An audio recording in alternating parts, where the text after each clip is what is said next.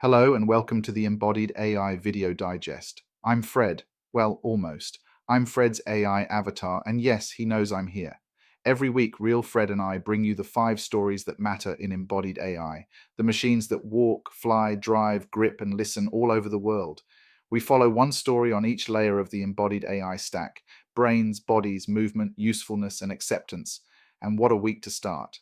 This week, robots played the world's game, twice. A humanoid delivered the match ball at the FIFA World Cup in front of 80,000 fans, and in Korea, 2 full teams of robots played the first ever 11-a-side football match in history. In between, Nvidia quietly commoditized robot brains, China proved people will actually pay for humanoids, and Waymo grabbed 4 new cities in a single day.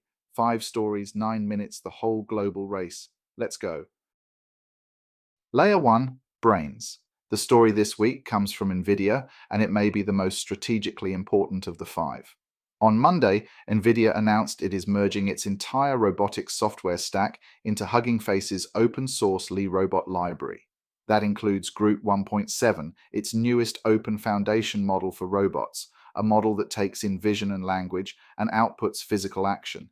It includes Isaac Teleop, the framework for capturing human demonstrations, and it includes a dataset of more than 350,000 robot trajectories and 57 million grasp samples, free for anyone. Why does this matter? Think back to smartphones. Apple built the premium, closed system. Then Google gave Android away and captured everything else. Nvidia is now running the Android Play for robot brains. Make the model layer open and cheap, standardize the tools, and sell the compute underneath to every robot builder on Earth. For strategists, the signal is clear. The barrier to entry for building a working robot application just dropped again. If the brain is becoming a commodity, then differentiation moves elsewhere, to proprietary data, to deployment know-how, and to owning the customer. If your industry has been assuming robots are 5 years away because the software is hard, that assumption now has a shelf life measured in months. Layer 2, Bodies, and a number that should stop you mid-scroll, 13,361. That is how many paid pre-orders UBTech has taken for its new UWorld U1, launched in Shenzhen as the world's first full-size, mass-produced ultra-bionic humanoid.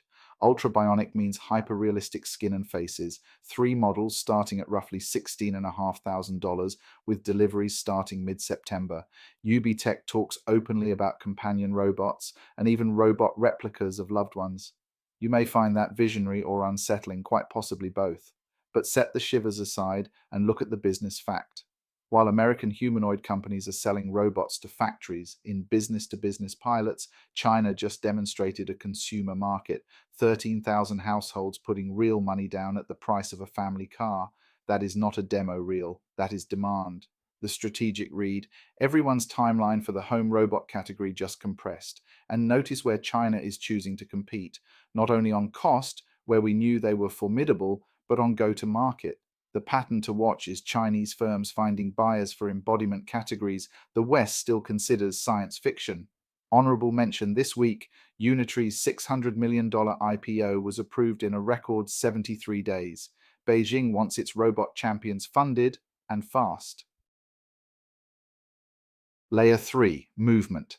To Incheon, South Korea, where RoboCup 2026 delivered a genuine world first, 2 complete teams of humanoid robots playing 11-a-side football on real hardware, no humans in the loop.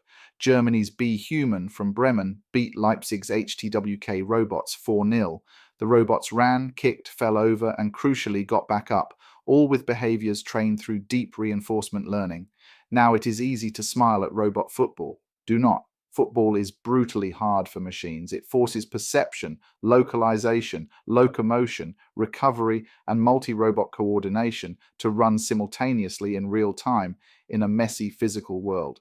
That is exactly the integration problem that factories, warehouses, and hospitals pose.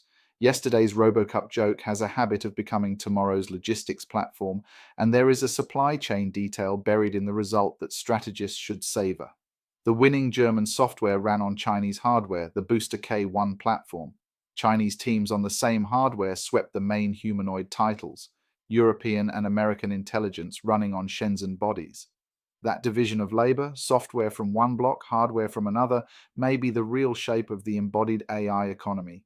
Keep it in mind next time someone tells you one country will win robotics outright. Layer 4. Usefulness, where the machines stop demoing and start earning.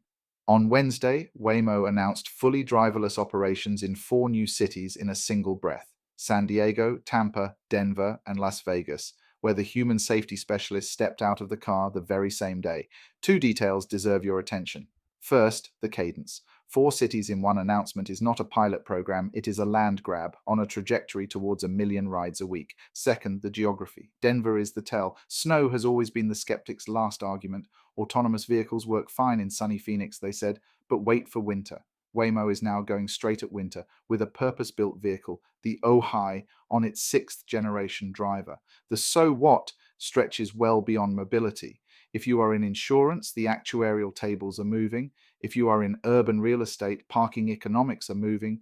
If you run any business with a fleet, your cost curve is moving.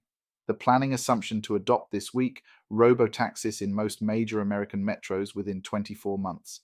And a counterpoint for balance: in San Francisco, firefighters spent the week publicly fuming at Waymo blocking emergency scenes.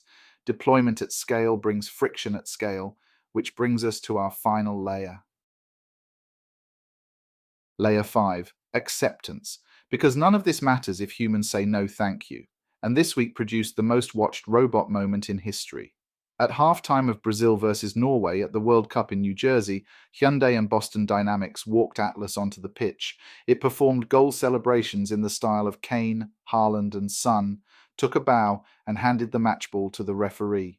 80,000 people in the stadium, a global broadcast audience in the billions, and the first time a robot has ever held an official role in a World Cup ceremony. Understand what you just watched, because it was not engineering. It was normalization engineering. Hyundai spent World Cup sponsorship money, the most expensive attention on Earth, to make a humanoid feel delightful rather than threatening. 5 years ago, Atlas videos were captioned terrifying. This week, it was doing the Sioux celebration to a wall of phone cameras. For executives, acceptance just became a marketing category, with budgets, creative agencies, and brand strategies attached.